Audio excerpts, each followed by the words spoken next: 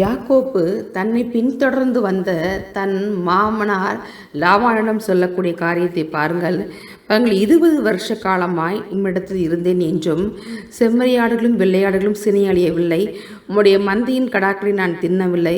பீருண்டதை நான் உம்மிடத்தில் கொண்டு வராமல் அதற்கு நான் உத்தரவாதம் பண்ணினேன். பகலில் களவு போனதையும் இரவில் களவு போனதையும் என் கையிலே கேட்டு வாங்கினேன். பகலிலே வெயிலும் இரவிலே குளிரும் என்னை பட்சித்தது. நித்திரை என் கண்களுக்கு தூரமாய் இருந்தது. இவ்விதமாய் பாடுபட்டேன். இந்த 20 வருஷ காலம் உம்முடைய வீட்டிலே இருந்தேன். 14 வருஷம் உம்முடைய 2 குமார்த்திக்காகவும் 6 வருஷம் உம்முடைய மந்தைக்காகவும் எடுத்து சேவித்தேன். 10 முறை என் சம்பளத்தை மாற்றினேன்.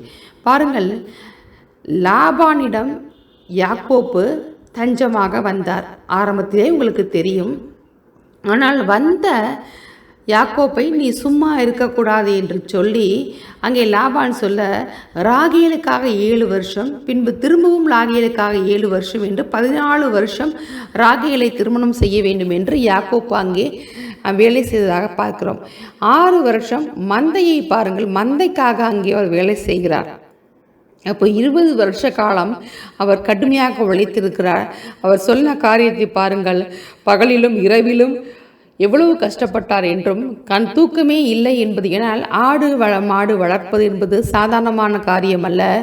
1-2 வளர்ப்பதே மிக கஷ்டமான காலகட்டத்தில் இருக்கிற நமக்கு பாருங்கள், மந்தையாக இருக்கக்கூடிய ஆடு மாடுகள், செம்மறியாடு வெள்ளையாடுகள், அது மட்டுமல்ல அங்கே ஒட்டகங்கள், இவையெல்லாம் அந்த காலத்திலேயே ஒரு செல்வ செழிப்புக்குண்டான காரியமாக அங்கே தெரிந்திருக்கிறது. பாருங்கள், இந்த பண்ணை வளர்ப்பு தான் அந்த காலத்திலே மிகப்பெரிய காரியமாக இருந்திருக்கிறது.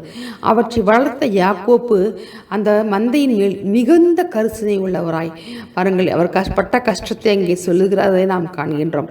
அப்போது லாபான் 10 முறை அவர் சம்பளத்தை மாற்றியிருக்கிறார் என்று அதாவது அந்த ஆடு மாடுகளோடு கூட தான் அவர் வாழ்க்கையைத்தான் அவர் அங்கே வாழ்ந்திருப்பதாக, கூடாரத்தோடு வாழ்ந்திருப்பதாக நாம் அங்கே பார்க்கிறோம். அப்போது ஒரு கஷ்டமான ஜீவியத்தை அங்கே யாக்கோப்பு அங்கே வாழ்ந்து கொண்டிருக்கிறார் என்பது தெரிய வருகிறது.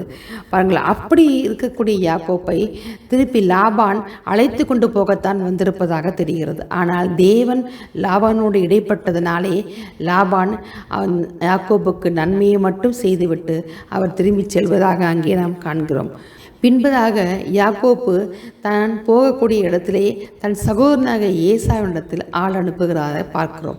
ஏசாவினிடத்தில் ஆள் அனுப்பி, உம்முடைய அடிமை, அதாவது உம்முடைய சகோதரன் வருகிறார் என்று சொல்வதற்காக, இதுவரைக்கும் தான் எங்கே இருந்தேன், லாபானிடத்தில் தங்கியிருந்தேன் என்றும் பாருங்கள், ஆடு மாடு ஒட்டகங்கள் வேலைக்காரிகள் இவற்றை எல்லாம் கொண்டு வந்து உமக்கு முன்பாக வந்து கொண்டிருக்கிறார் என்று சொல்லி அங்கே தன்னை பற்றியதான காரியங்களை விளக்கமாய் சொல்லும்படி ஆட்களை அனுப்புகிறார்.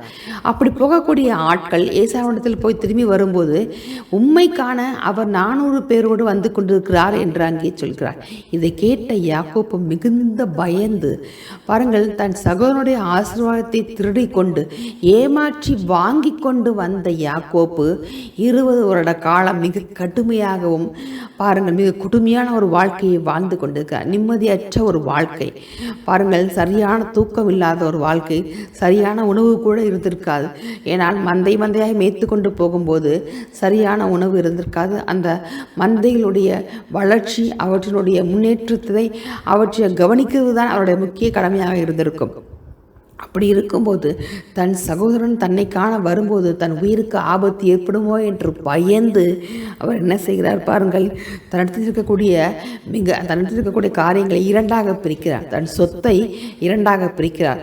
முதல் பகுதியிலே அவன் ஒருவேளை ஏசா கோவப்பட்டு அவற்றை வெட்டி போட்டாலும் கூட அடுத்த பகுதி தப்பித்து கொள்ளும் என்று பயந்து அவர் என்ன செய்கிறார், 2ஆக பிரித்து அதை தனிப்படுத்தி வைத்து தான் தனியே போய் அங்கே தேவனோடு கூட ஒரு போராட்டமான காரியத்தில் ஈடுபடுகிறார். ஆனாலும் கூட அங்கே சொல்லப்படுகிற காரியங்களை பாருங்கள். அப்படி அவன் போராடும் போது அங்கே தேவனோடும் மனுஷனோடும் போராடி மேற்கொண்டிருக்கிறார். அதனால் தன்னுடைய யாக்கோப்பு என்ற பெயரை அவர் இஸ்ரவேல் என்று மாற்றப்பட்டவனாய் அந்த இடத்தை விட்டு வெளியே வருகிறார். பாருங்கள், 2 பகுதியாக பிரித்த காரியத்தை தன்னுடைய சொத்தில் உள்ள 2 பகுதியாக பிரித்து ஏசாவுக்கு முன்பாக அனுப்புகிறார். அது மட்டுமல்ல, தன் வேலைக்காரிக்கு பிறந்த பிள்ளைகளையும் முதலிலும், இடையிலே லேயாளுக்கு பிறந்த பிள்ளைகளை இடையிலும், கடைசியாக ராகேல் அவன் பெற்ற பிள்ளைகளையும் கூட நிறுத்தி ஏசாவுக்கு முன்பாக போகும்படியாக தான் முன்னே போய் அவனை கண்ட உடனே அவன் 7 விசை குனிந்து அவனை வணங்குகிறார் என்று பார்க்கிறோம். உடனே ஏசா யாக்கோப்பை கண்டவுடன் கட்டி அணைத்து அழுகிறார் என்று பார்க்கிறோம். பாருங்கள், ஏசா மனதில் எந்த விதமான வன்மமும் இல்லை. யாக்கோப்பு தான் செய்த காரியத்தை நிமித்தமாக அவன் பயந்து போயிருக்கிறான் என்று நாம் பார்க்கிறோம். இதற்காகத்தான் கர்த்தருக்கு பிரியமானவர்களே, நாம் ஒருவரை ஏமாற்றி எத்தனை வருடங்கள் வாழ்ந்துவிட முடியும்? ஒருடைய சொத்தை அபகரித்து எத்தனை வருடங்கள் வாழ்ந்துவிட முடியும்? ஒருவர் பெற வேண்டிய ஆசீர்வாதத்தை நீங்கள் தடுத்து நிறுத்தி எத்தனை வருடங்கள் நிம்மதியாக நீங்கள் வாழ முடியும்? ஒரு நாளும் உங்களுடைய ஆயுசு முடிவிலே நீங்கள் அந்த காரியத்திலிருந்து விலகினால் ஒழிய உங்களால் நிம்மதியான ஒரு வாழ்க்கையை வாழ்ந்து முடிக்க முடியாது. அப்படித்தான் யாக்கோப்பு இருந்தான். பாருங்கள், ஏசாவை ஏமாற்றி வந்த பின்பு அவன் 20 வருட காலம் ஆனாலும் கூட அவன் மனதிலே ஒரு பெரிய பயம் இருந்து கொண்டே தான் இருந்தது. ஆனால் ஏசாவோ யாக்கோப்பை கண்டவுடனே அவன் கட்டி அணைத்து அழுது கொண்டு முத்தமிட்டான் என்று பார்க்கிறோம். அப்போது தனக்கு முன்பாக நிறுத்தின இந்த மந்தை என்னத்துக்கு என்று கேட்கும் போது அவர் உனக்கு கொடுக்கிறதான வெகுமதி என்று யாக்கோப்பு சொல்வதாக காண்கிறோம். ஆனால் ஏசா, எனக்கு இருக்கிறது என்னிடம் இருக்கிறது, உனக்கு இருக்கிறது நீ வைத்துக்கொள் என்று சொல்லும்போது, ஆனால் யாக்கோப்பு தயவாய் வருந்தி கேட்டது நிமித்தம் ஏசா ஏற்றுக்கொண்டான் என்று பார்க்கிறோம். பாருங்கள், ஏசாவுடன் இருக்கக்கூடிய காரியத்தை பார்த்தீர்கள் என்றால் அவன் பகையை சுற்றமாக மறந்து விட்டார் என்று பார்க்கிறோம். அவர் பகையை நினைக்கவே இல்லை என்று பார்க்கிறோம். அது மட்டுமல்ல, தன் சகோதரனுடைய சொத்தின் மீது அவருக்கு நாட்டம் இல்லை. தனக்கு உண்டானது மட்டும் தன்னிடம் இருந்தால் போதும் என்று நினைக்கிறார். நீ சம்பாதித்தது, நீ சேர்த்தது உன்னிடமே வைத்துக்கொள் என்று. ஆனால் இன்றைய காலகட்டத்திலே நம்ம எத்தனை பேர் அப்படி இருக்கிறோம்? தன் சகோதரனுடைய சொத்தை தன்னுடைய சொத்தாக நினைத்து எடுத்துக்கொள்கிற ஆட்களும் உண்டு. சகோதரிய சொத்தை தன்னுடைய சொத்தாக நினைத்துக்கொண்டு எடுத்துக்கொள்கிற ஆட்களும் உண்டு. பாருங்கள், பெற்றோரை ஏமாற்றி வாங்கக்கூடிய பிள்ளைகளும் இருக்கிறார்கள். சகோதரியை ஏமாற்றி வாங்கக்கூடிய சகோதரனும் இருக்கிறார்கள்.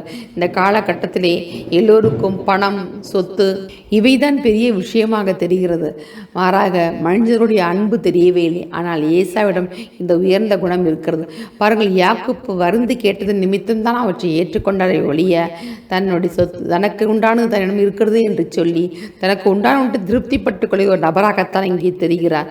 தேவனுக்கு பிரியமான ஜனமே, நீங்களும் கூட உங்களுக்கு உண்டான சொத்திலே, உங்களுக்கு உண்டான காரியத்திலே, உங்களுக்கு உண்டான வாழ்க்கையிலே திருப்திப்பட்டு அவற்றை மட்டுமே நீங்கள் ஏற்றுக்கொண்டு வாழ பழகிக் கொள்ளுங்கள். அப்போதுதான் உங்கள் வாழ்க்கை இன்பமாக இருக்கும். அது மட்டுமல்ல, பாருங்கள், இங்கே ஏசா தன்னோடு வரும்படி யாக்கோப்பை கூப்பிடும் போது யாக்கோப்பு தன்னுடன் இருக்கக்கூடிய மந்தையின் மேல் மிக கவனமாக இருக்கிறார். பாருங்கள், மந்தையிலே இருக்கக்கூடியதான இளம் கன்றுகளும் கூட கால்நடைகளும் கூட அவற்றை மெதுவாக நடத்தி கொண்டு வர வேண்டும் என்று அவர் நினைக்கிறார். தன்னும் ஒப்புக் கொடுக்கப்பட்ட காரியத்திலே மிக கவனமாக யாக்கோப்பு இருப்பது நிமித்தம் ஏசாவும் யாக்கோப்பும் பிரிந்து அவரவர் வழியிலே அங்கே செல்கிறதாக நாம் காண்கிறோம். பாருங்கள், 20 வருட காலம் பகையாக இருந்தக்கூடிய அந்த பகை தேவனுடைய காரியம். யாக்கோப்பு பாருங்கள், மிக பயந்து நடுங்கின காரியத்தை அங்கே தேவனுடைய தயவின் மூலமாக அவர் அங்கே மீட்டெடுத்தார். பாருங்கள், இந்த உலகம் சொல்லலாம்ங்க, இந்த உலகம் விரோதம், பகை, ஏமாற்றுதல், நம்பிக்கை துரோகம், இப்படி எல்லாவற்றையும் செய்யலாம். எல்லாவற்றையும் தான் நம்ம இந்த உலகத்திலே கற்றுக்கொண்டு இருக்கிறோம்.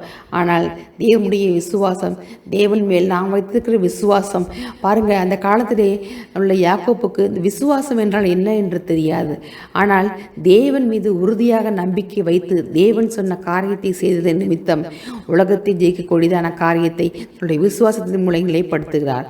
இங்கே நான் விசுவாசம் என்று சொல்வது, அவர் பாருங்கள், தன்னையே தாழ்த்தி அவன் தன்னுடைய சகோதரனை அவன் அங்கே சாந்தப்படுத்தக்கூடிய நபராக அங்கே அமைகிறார் என்று நமக்கு தெரிகிறது. பாருங்கள், இந்த விசுவாசம்தான் உங்களுக்குள்ளும் என்னிலும் இருந்தால் உலகத்தில் இருக்கக்கூடிய காரியமான பிறருடைய சொத்தை நாம் அபகரித்தல், பிறருக்கு நம்பிக்கை துரோகம் செய்தல் அல்லது பிறரை ஏமாற்றுதல் போன்ற உலகம் கற்றுக்கொள்ளக்கூடிய எல்லா காரியத்தையும் நம்மை விட்டு நீங்கிவிட்டு நாம் விசுவாசத்தோடு தேவன் எனக்கு தருகிற காரியத்திலே நான் உறுதியாக நிற்பேன், நிற்பேன். தேவன் எனக்கு கொடுத்த வாழ்க்கையிலே நான் உறுதியாக நிற்பேன். தேவன் எனக்கு கொடுத்த தொழிலே நான் உறுதியாக நிற்பேன்.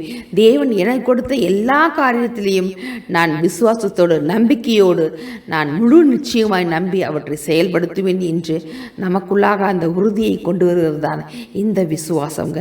அப்படித்தான் யாக்கோப்பு பாருங்கள், 20 வருட காலம் தன் மனதிலே இருந்த கொடிதான் அந்த பயத்தையும் பகையும் கூட தேவனுடைய தயவின் மூலமாக அவர் அங்கே ஜெயித்தார் என்று பார்க்கிறோங்க. இப்படிப்பட்ட விசுவாசம்தான் உங்களுக்குள்ளும் என்னுள்ளும் இருக்க வேண்டும் என்று தேவன் விரும்புகிறார். பாருங்க, 20 வருடம் பகையாக இருந்த தன்னுடைய சகோதரனுடைய காரியத்திலே யாக்கோப்பு தன்னை முழுவதுமாக அர்ப்பணித்து அவன் முன்பாக அவர் வருந்தி கேட்டு தனக்குண்டான எல்லாவற்றையும் அவர் அங்கே கொடுப்பதாக பார்க்கிறோம். பாருங்கள், அவருக்கென்று ஒரு வெகுமதியை கொடுக்கிறார். இந்த வெகுமதி கொடுப்பது என்று பாருங்கள், ஒருவன் கொடுக்கிற வெகுமதி அவனுக்கு வழி உண்டாக்கி பெரியோருக்கு முன்பாக கொண்டு போய் சேர்க்கும் என்று சொல்கிறார். அதனால் தான் இந்த காலகட்டத்திலே ஒருவரை மகிழ்ச்சிக்குள்ளாக்குவதற்கு நாம் அன்பளிப்புகளை கொடுக்குறவங்க, கிஃப்ட் கொடுக்குறோங்க. நாம் நம்முடைய பிள்ளைகளை ஊக்கப்படுத்த சில காரியங்களை செய்கிறோம். பாருங்கள், அதே போல் உங்கள் குடும்பத்திலே பகையான நபர்கள் இருந்தார்கள் என்றால் அவர்களை சாந்தப்படுத்த நீங்கள் அவர்களுக்கு நேசித்து அவர்களுக்கு வெகுமதிகளை கொடுக்கும்போது இந்த பகை என்ற ஒரு காரியம் இல்லாமே போய்விடுங்க. இந்த உலகத்தில் நாம் இருக்கக்கூடிய நாட்கள் கொஞ்சந்தாங்க. அந்த நாட்களும் கூட ஒருவர் மீது ஒருவர் பகை கொள்ளாமல் எல்லோரையும் நாம் விட்டு கொடுத்து அனுசரித்து போவோம் என்றால் நம்முடைய வாழ்க்கை மிக மகிழ்ச்சிகரமான வாழ்க்கையாக இருக்கும். கர்த்தரும் தேவனும் அதைத்தான் நமக்கு விரும்புகிறார். பாருங்கள், கர்த்தராக இயேசு கிறிஸ்து சிநேகிதர்களை பாருங்கள், சிநேகிதர்களை நேசிக்கிறதுனால ஒன்றும் இல்லை, சத்ருவை சிநேகிங்கள் என்று தான் சொல்லிக்கிறார். பாருங்கள், சிநேகிதர்களை நாம் நேசிக்கும் போது, நமக்கு பிரியமானவர்கள் நேசிக்கும் போது என்ன நமக்கு கிடைக்க போகிறது? அந்த பிரியம் ஓரளவு மட்டும்தான் இருக்கும். ஆனால் நம் எதிரியை நேசிக்கும் போது, நம் சத்துருகளை நேசிக்கும் போது நம்முடைய அந்த அன்பு இரட்டிப்பாகிறதுக்கு அவர்களுக்கு மகிழ்ச்சியை கொடுக்கிறது, நமக்கும் திருப்தியை கொடுக்கிறது. அவர்கள் நம்மீது மிகுந்த மகிழ்ச்சி அடையவும் நம்முடைய காரியத்திலிருந்து அவர் விற்கப்படவும் அது நமக்கு உதவியாக இருக்கும். அதனால் உங்கள் சத்துருக்களை சிநேகிங்கள் என்று சொன்ன ஆண்டவருடைய வார்த்தையின்படியாக பாருங்கள், சத்துருவே சிநேகிக்கும் போது நாம் அவர்களுக்கு யாக்கோப்பு ஏமாற்றி கொண்டு வந்த காரியத்திலே தன்னை ஒப்பு கொடுத்ததற்கு நிமித்தமாக, தன் சகோதரத்தை தன்னை தாழ்த்தி கேட்டது நிமித்தமாக அங்கே ஒரு பெரிய சந்தோஷத்தை பெற்றுக்கொண்டார் என்று பார்க்குறோங்க. அவன் வாழ்க்கை அங்கே ஆசீர்வாதமான வாழ்க்கையாக இருக்கிறது என்பதை பார்க்கிறோம். அதனால் நீங்கள் ஒரு தீர்மானம் எடுங்கள். நீங்கள் யார் ஏமாற்றினாலும் சரி, அல்லது உங்களை யார் ஏமாற்றினாலும் சரி, நீங்கள் இன்றைய தினமே அவர்களோடு கூட நல் மனம் பொருந்துங்க. நாம் வாழ்கிற வாழ்க்கையே இன்னும் கொஞ்ச காலம்தான். தேவன் நமக்கென்று கொடுத்த காரியத்திலே நாம் உண்மையாகவும் நம்பிக்கைக்குரியாமல் இருப்போம் என்றால் நிச்சயமாக நம் வாழ்க்கை மகிழ்ச்சியாக இருக்கும். கர்த்தருக்கு மகிமை உண்டாவதாக. ஆமென்.